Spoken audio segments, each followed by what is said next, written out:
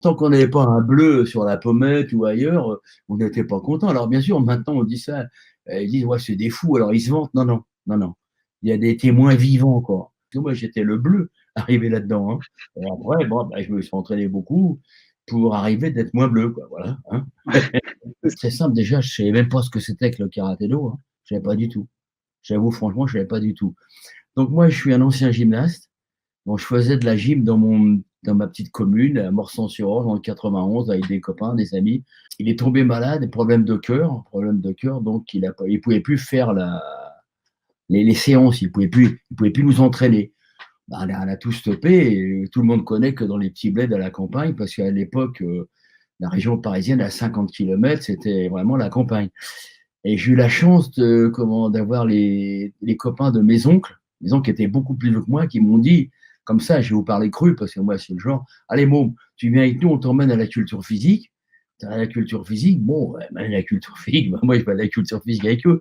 Dès l'instant où je faisais du sport, ça m'intéressait. Donc, on faisait ce qu'ils appellent de la muscule maintenant, mais plus léger, quoi, plus gymnique, si on veut là. Et d'un seul coup, un jour, le prof qui s'appelait Monsieur Pierre Mercier, il descend en karatégi, tu sais, avec la ceinture, à l'époque, le liseré rouge au milieu. Il descend et il installe son sac, il commence à mettre des coups de pied dedans. Bah, les coups de pied, je les reconnais parce que depuis le temps, des mawashi, tout ça, dedans, des yoko, des ura, des yakutsuki, les poings, tout ça. Bon, alors nous, tous, on était tous éberlués, on le regarde, et mais tu fais quoi, Pierre, là? Il m'a dit, je fais du karaté, moi. Ah bon, d'accord. Je suis ceinture noire, deuxième dan, il était, ouais. Et puis il faisait ses katas. Maintenant, je sais ce que c'est parce que en le voyant faire des mouvements dans le vide, je ne savais pas ce que c'était à l'époque. C'était des katas.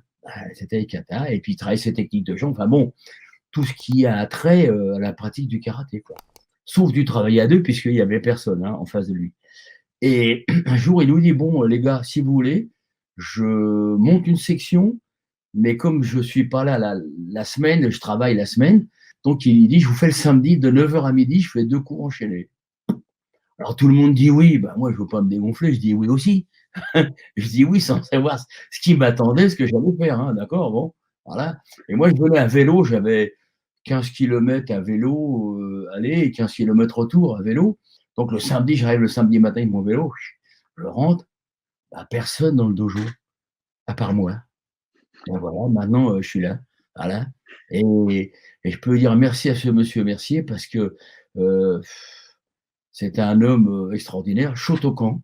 Bon, j'ai pris le style Shotokan. Si ça avait été Wadoryu ou Shitoryu ou autre chose, bah, j'aurais pratiqué le style qu'il faisait. C'était Shotokan. C'est un élève à Monsieur Play, et il était tout le temps, quand il y avait des stages, on le voit même sur des photos, avec Sensei Oshima. Donc tous les matins, tous les samedis matins, j'avais droit à mon cours particulier pendant 3 heures. Aussi bien du travail à deux que kata, là, bon. Et puis au bout de 6 mois, le prof, il me dit, écoute Jean-Pierre, t'es doué. Je ne sais pas où il a vu que j'étais doué, mais bon, voilà. Ben, moi, il dit ça, il était gentil peut-être avec moi, je ne sais pas. Hein, je sais pas. Donc il me dit, faut que aussi à la montagne Sainte-Geneviève, chez Monsieur Play. Il dit, là, tu vas avoir de la confrontation pour le travail à deux, tout ça. Bon, enfin bon. Moi, je dis, OK, moi, je dis, mais je dis à mon prof, à mon sensei, je dis, écoutez, moi, je veux bien, mais je continue à venir avec vous. Hein. Je veux bien aller signer là-bas, m'entraîner, mais je garde ma licence avec vous et je continue à m'entraîner avec vous. Bon, OK, elle dit, oui, oui, bien sûr. Et puis, donc, quand je suis arrivé chez Play, moi, j'arrivais de ma campagne, de mon cours qui était sérieux, tout ça, travailler à deux. Alors, je m'assieds, monsieur Play, bien, vous asseyez, vous regardez le cours. À cette époque-là, j'étais troisième Q. À cette époque-là, j'étais troisième Q, c'est la ceinture marron. Parce qu'à l'époque, il y avait troisième, premier et deuxième. Et il y avait troisième Q, deuxième et premier Q. Donc j'étais troisième Q, qui fait une ceinture verte là. Oh, j'arrive, c'était que des brutes dedans là. Oh, il n'y avait pas beaucoup de contrôle, tout ça. Ah, je dis bon, bah, il faut y réfléchir quand même. Sur le coup, quand tu n'étais pas habitué, tout ça, même si j'étais pas faussard, donc voilà. Et puis je me suis inscrit. Et en plus, par bonheur, bon, Monsieur Play nous faisait les cours, mais par bonheur, Yoshiro Nambu arrivait. Donc, que du bonheur. J'ai eu les cours avec Yoshinao, avec Monsieur Play, enfin bon, voilà, j'étais parti, plus mon prof. Voilà pour une partie de l'histoire, dirais-je. Si je dis ça, maintenant, bien sûr, les gens vont dire: «Mais c'est pas possible». J'ai passé ma ceinture noire, en 1 an. J'ai eu ma ceinture Mmh. noire de karaté. À cette époque-là, il y avait pas le nombre de licences. Il y avait Mmh. pas le nombre de licences et on faisait les combats en premier et la technique après. Donc moi, j'ai fait mon passage de grade, 5 combats, 5 victoires. Bon, Ouais. super, tant mieux pour moi, hein, tant mieux pour moi. Mmh mh. Après la technique, bon voilà. Donc à cette époque-là, on n'était pas bloqués, enfin on n'était pas bloqués. On les gens qui s'entraînaient beaucoup, ce qui était mon cas, j'avais la chance de pouvoir m'entraîner tous les jours et beaucoup. Donc bah, ça aide, hein, ça aide. Ouais, forcément, ouais, Et surtout forcément. surtout quand vous passez une partie de votre temps avec Yoshinawa Nambu en permanence toute la journée. On avait une chambre qu'on séparait en 2 à la japonaise. En haut, on avait lui, il avait le lit au fond, moi j'avais le lit de l'autre côté, donc on passait notre vie en karaté-gi, hein, par le fait, hein, voilà. On mangeait, on dormait karaté-gi, en karaté-gi presque, hein, en rigolant, mais c'était un peu la vérité, quoi. Et puis il y Mmh. avait que des fanatiques à cette époque-là, que des fanatiques. Les gars, ils s'entraînaient, les gars et même moi-même, hein, si on sortait pas transpirant ou à ramper presque par terre, hein, tant qu'on n'avait pas un bleu sur la pommette ou ailleurs, on n'était pas content. Alors bien sûr, maintenant on dit ça, ils disent: «Ouais, c'est des fous», alors ils se vantent. Non, non, non, non. Il y a des témoins vivants encore qui peuvent Ouais, attester. ouais. Voilà, hein. Alors c'est aucune prétention de ma part, moi c'est tout simple parce que moi j'étais le bleu arrivé là-dedans, hein. Et après bon, bah, je me suis entraîné beaucoup pour arriver d'être moins bleu quoi, voilà, hein. C'est ça. On est parti au Ouais. Japon. Alors Mmh. dans la voiture, quand on est parti avec la voiture, on est parti, on a fait de Paris à Moscou en voiture, voilà. Et en route, on a pété la voiture, enfin je veux pas raconter l'histoire, on a Ouais. perdu une roue, enfin bon, voilà, bon. Enfin bon et on a laissé la voiture place rouge, hein, et on est parti au Japon pendant 2-3 mois en stage avec dans la voiture, il y avait Dominique Valera, Patrick Barou, Jean-Robert Barou, Philippe Féchu et moi, on était 5. Donc quand 2 conduisaient, les autres étaient derrière et la nuit, c'était Dominique Valera et moi qui conduisaient, on se relayait, les autres dormaient, derrière puisqu'on avait mis la voiture à l'arrière comme un lit derrière les bagages, tout ça, puis des couvertures, les gars pouvaient dormir.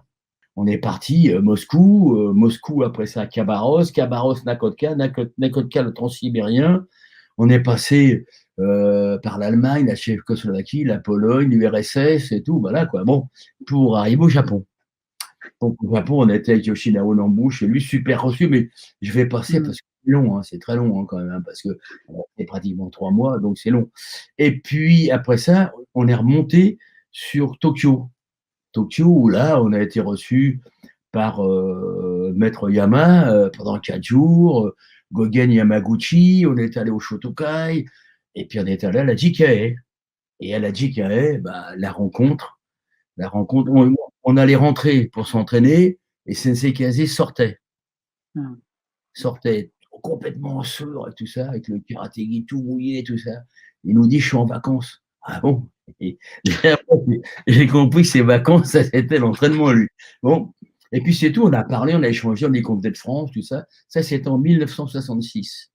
C'est-à-dire que Monsieur Play me demande: «Et on faudrait qu'on fasse venir un japonais, mais de qualité». Il dit: «Il y en a un très bon en Italie, Sensei Shirai». Ah, je dis: «Oui, bah, Mmh. oui, bien sûr». Bon, donc Monsieur Play fait une lettre à comment à, à Chira et Chira répond qu'il peut pas venir parce qu'il est pris, mais par contre il a son grand chef, son chef instructeur Sensei Kazé, qui qui est disponible, donc lui il peut venir. Sensei Kazé était le grand patron pour l'Europe, les pays de l'Est, l'Afrique. Ah, il avait un réseau considérable, hein. Bon, donc nous on dit OK, hein. Je savais pas qui c'était. Donc moi je l'avais croisé une fois, Mmh. une demi-heure de on parlait avec lui à l'entrée de la JKA, quoi. Bon, et puis ben, il arrive, bon, je vais le chercher au train avec ma voiture, je vais le chercher à la gare, il arrivait, et donc il y avait Denis Aibena, un 5e dan, un gars du dojo, un ancien, plus ancien que moi, qui m'accompagne. Et donc on arrive là-bas, je dis: «Moi je le connaissais pas, moi, je l'ai vu une fois, je sais pas». Et puis il arrive vers moi: «Oh, you before you are short hair, now you are long hair». Ouais, j'avais les cheveux longs. Au Japon, j'avais les cheveux tout courts, valait mieux, hein, pour aller plus vite. Et bon, bah, lui m'a reconnu. Donc on est allé chez Monsieur Play au dojo de la montagne Sainte-Geneviève, où là, il buvait une bière et puis il parlait avec maître, avec Monsieur Play. Et Monsieur Play me vantait. Il disait: «Oui, Mmh. Jean-Pierre, c'est mon chef instructeur, il est en équipe de France, c'est un champion, nini nana», voilà. Il en rajoutait pas, mais bon, moi je trouvais que c'était un peu chargé pour moi. Monsieur, Sensei Kazi me regarde, me dit: «OK, you are Yoke Kogi? Yes, of course». On descend tout de suite direct, hein. Il me salue, il n'y a pas de chauffement ni rien là. Hajime, combat, tout de suite. Combat. Ah bon, on fait combat, donc je raconte toujours parce que ça fait marrer tout le monde. Ça, le dojo, je le connaissais bien, hein, pourtant. Mais là, il y a des coins, je reconnais ce que j'avais pas découvert, je les avais oubliés les coins. Oui, pendant 1 heure, moi, j'ai pas ramassé une volée parce qu'il était gentil, mais j'ai ramassé quand même, hein. J'ai ramassé, et donc là, j'ai fait la connaissance. Moi, il me dit, les Tsuki, c'est bien les Tsuki, les Maigiri, Mawashi un petit peu, mais Yoko, non, il n'y a pas Yoko, hein. Oh, 2 heures de Yoko, pas d'Yasme, hein. Dès qu'il y a gay, dès qu'il est commis, oh, je crois que j'avais perdu les hanches en route, hein. Oh, il m'avait tué. Et à partir de là, il est resté 10 jours, 10 ou 15 jours à peu près. Donc, tous les jours, je dis bien, j'avais 2 heures le matin avec lui, l'entraînement tout seul, 2 heures l'après-midi tout seul et 2 heures le soir avec les autres, avec le stage. Voilà. Ce qui fait que j'étais déjà pas gros, hein, donc j'avais perdu 8 kilos au bout de 10-15 jours, quoi, hein. Ouais. Donc, mais très content, et là, la grosse découverte. À l'arrivée de Sensei Kazi, au départ, ça a évolué dans le sens où il y avait beaucoup d'enchaînements. Bras, jambes, bah, blocage, quand je dis bras, blocage, taille, jambes, tout ça. Puis il y avait des cours où c'était vraiment que ça. Par exemple, j'ai vu des cours d'instructeurs où c'était, on arrivait, on s'allumait, c'était Jukumite pendant 1 heure. C'était 1 heure de Mmh. cours. C'était tous les vendredis soirs, c'était Jukumite pendant 1 heure. Yame, Yasme, Yame, Yasme, on tournait, on était 80, 100 dans le dojo, et tout le monde combattait les uns contre les autres. Enfin bon, comme ça. Et après ça, la finale, c'était toujours Sensei Kaze Lavarato pour terminer. Voilà, ça je connais bien. J'ai donné, il y a des témoins vivants qui peuvent attester, hein. Et quand il y avait Maître Shirai, j'avais Shirai et Sensei Kaze, j'avais les deux en Jukumite. Voilà, hein. Donc, j'ai préféré, moi je n'en parle jamais trop tout ça, parce qu'il y a des gens, les pratiquants, ils disent: «Ouais, il est prétentieux». Non, non, pas du tout. Les gars, ils sont là, ils peuvent le dire. Ils peuvent le dire. Mmh. Quand il y avait un truc à faire au milieu, bah, j'y avais le droit, c'était moi à chaque fois qui servait de partenaire, que ce soit pour Sensei Shiro, Sensei Kaze. Bon, voilà, c'est comme ça, c'est la vie, c'est tant mieux pour moi, ça m'a fait progresser. Mmh. Ça m'a mis en difficulté, mais ça m'a fait progresser. Je dirais en difficulté, même beaucoup des fois en difficulté, mais ça m'a fait progresser. Donc après, Sensei Kaze est parti dans des choses qu'il avait inventées, des yakuraken, des mains ouvertes, ouah, des tas de trucs, des machins super. Mais au départ, moi je pensais, mais ça va me servir à rien du tout. Quand vous sortez du championnat et qu'on vous fait faire des chutos, des haïtos, moi je dis c'est bon, c'est bien, mais bon, j'en faisais. J'en faisais du bunkai, tout ça. Et parce que Maître Kazé, dès qu'il nous a enseigné les katas, c'était bunkai à chaque fois. C'était pas juste l'ordre des mouvements. C'est pour ça que Mmh. dans les bunkai, il y a une certaine évolution qu'a amené Sensei Kazé. Elle est énorme, tout ce qu'il a amené. C'est énorme. Bon. Alors après, si vous préférez, si tu préfères, on est arrivé à un stade un peu plus aussi pédagogique. Voilà, plus explicite, plus tout ça, plus souple, avec des recherches de comment, de souplesse, des axes, d'esquive, et Maître Casier, tout ça, il y avait, hein. Il y a toujours eu, hein, des axes, des esquives, tout ça, les absorptions, les aspirations, tout ça, on a vu tout ça. C'est pour ça que quand je m'entraîne même maintenant, bah, je travaille tout ça, hein. Je travaille Mmh. tout ça. Sol, parce que la recherche, elle est avant tout sol, les points d'appui, les transferts de poids, le bassin placé, et ainsi de suite, hein, les appuis. Et après, l'application à deux. Mais avant, il y a tout un cheminement, ça n'empêche pas de faire du travail à deux, tout ça, ça n'empêche pas. Donc, Mmh. après cette évolution-là, nous, quand on a enseigné, eh ben, moi, le premier, j'ai levé le pied, pas pour moi, mais pour les gars, parce que si je faisais trop, je me suis rendu compte que les gars étaient perdus. Quand je leur faisais, admettons, je décidais de faire un multidirectionnel entre 20 et 30 mouvements, c'est normal. Quelqu'un qui n'a pas l'habitude. C'était bon, Sensei Kazi dans les stages, et ce qu'il nous faisait. Il nous faisait, par Mmh. exemple, on avait l'entraînement, il y avait 5 blocs différents, 5 blocs différents avec entre 15 et 20 techniques. Ça, pam, pam, pam, pam, et d'un seul coup, il appelait: «Où?» Le mec, il regarde, qui moi? «Oui, moi». Il dit: «Faites-moi le numéro 3». Ah bah, je te dis pas, le gars, il est au milieu, il est mal, hein. Après, le 4 ou le 5, et quand arrive ton tour, même à toi, même à moi, ah, tu es mal, hein, tu as 300, entre 300 500 ceintures noires, je dis bien, et là, il faut que tu fasses ton multidirectionnel. Alors au départ, bah, tu bafouilles un peu, tout le monde, moi, tout le monde, c'est tout le monde, et après, tout ça, ça s'ouvre, ça t'ouvre ça t'ouvre l'esprit, le cerveau, il cogite vite après ça, tu vois? Enfin, tu te plantes plus après. Même si tu appelles, tu es là. Parce que Mmh. l'habitude, c'est comme tout, il y a une préparation avant. Alors bien sûr, quelqu'un qui a jamais fait ça, il se retrouve au milieu, bah, je m'excuse des mots, mais il en a rien complètement, il est complètement perdu. C'est normal, c'est logique. Alors c'est pas pour ça qu'il est mauvais en karaté, c'est parce qu'il y a une démarche qui est totalement différente, une approche qui est totalement différente. C'est tout, c'est tout. J'ai la chance, hein, pour la petite histoire, quand j'arrivais chez lui pour boire le thé, bah, j'étais en jean et en chemise ou en pull, et je me retrouvais, il avait poussé la table et: «Montre-moi ce que tu cherches en ce moment». Voilà, c'était trop beau, et ça durait 2 heures. Je sortais et la chemise, tout était mouillé comme si j'avais fait un entraînement. Je suis pas le genre à faire de comparaison. Tu peux pas faire de comparaison ce qui a été avant et Oui. maintenant. Les générations sont différentes, ils ont une vue différente du karaté-do, certains sont plus branchés compétition, d'autres plus, martial. Bon, moi, respect à eux, dès l'instant où ils s'entraînent sérieusement, ça me va, ça me va. Mmh. Moi, jamais de comparaison entre l'entraînement que j'ai fait avant, parce que l'entraînement que j'ai fait avant, c'était hyper dur. C'était des fois même inhumain. Donc c'était une époque, et puis, on cherchait ça peut-être nous.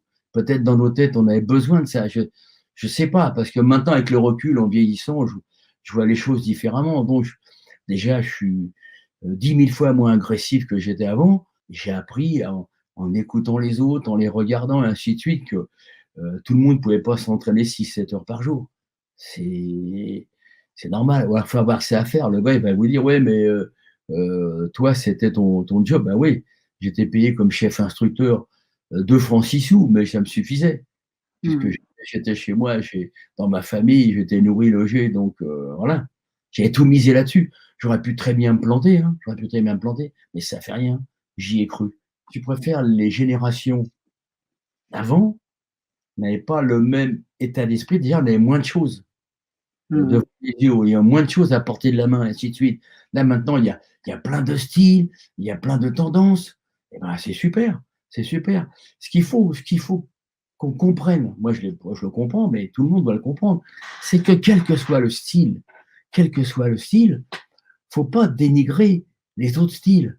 Parce Mmh. que si le karaté-do a un niveau comme ça maintenant, c'est grâce à tous les experts de tous les styles qui ont mis leur pierre à l'édifice pour qu'on ait, nous, maintenant, ce karaté-là. Donc, respect à eux. Qu'ils soient, qu'ils soient basés sur du jitsu, qu'ils soient basés sur, peu importe, peu importe, peu importe. Respectons ça, on leur doit. Quel que soit le sensei, on lui doit, parce que si vous préférez, bah, c'est normal. Quelqu'un qui suivait Sensei Kanazawa dit: «Moi, je suis Kanazawa, personne d'autre». Bon, ça, bravo, super, mais il y a les autres à côté. Mmh. Et les autres, ils sont pas si mauvais que ça, loin de là peut-être. Faut pas exagérer le truc. On a notre sensei, moi j'ai le mien, j'ai le sensei Kazé, mais jamais personne peut dire qu'il m'a entendu dire que nous on est les meilleurs, nous on est ceci, les cela, c'est pas vrai. Il y a pas de Mmh. meilleur, bon, meilleur par rapport à qui, par rapport à quoi? On n'a plus 15 ans, on n'a plus 14 ans, on n'a plus 12 ans, on n'est plus des enfants, des adolescents. Que l'adolescent, il s'emballe parce que il pète le feu et il a le sang qui bout et tout ça. OK, mais nous, réfléchissons, réfléchissons, posons-nous, réfléchissons. L'art martial, il a besoin de tout le monde, de tout le monde.